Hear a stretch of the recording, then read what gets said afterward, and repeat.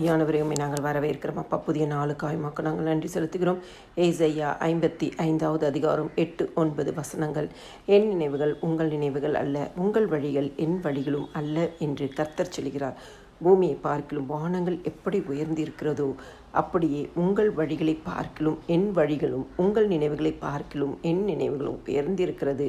கிறிஸ்துக்குள் பிரியமானவர்களே, ஆண்டவராகிய தேவன் சொல்கிறார், நம்மளுடைய நினைவுகளை காட்டிலும் நம்மளுடைய வழிகளை காட்டிலும் வானங்கள் எப்படி உயர்ந்திருக்கிறதோ, பூமியை பார்க்கிலும் வானங்கள் எப்படி உயர்ந்திருக்கிறதோ அப்படியே ஆண்டவராகிய தேவனுடைய வழிகளும் ஆண்டவராகிய தேவனுடைய நினைவுகளும் நம்மை காட்டிலும் உயர்ந்தவர்களாக இருக்கிறதாம்.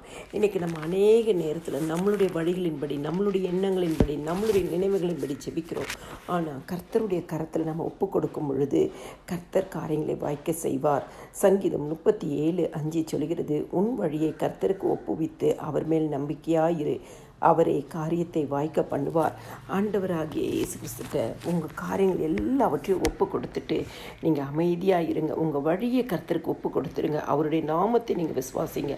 அப்பொழுது பூமியை பார்க்கலும் வானங்கள் எப்படி உயர்ந்திருக்கிறதோ அப்படியே ஆண்டவராகிய இயேசு கிறிஸ்து நமக்கு தரப்போகிற வழிகளும் நினைவுகளும் உயர்ந்தவைகளாக இருக்கிறது. தேவன் தமக்கு சுத்தமானவைகளை ஏற்று நேரத்தில் நேர்த்தியான வழியில் அழகாய் நமக்கு செய்வார்.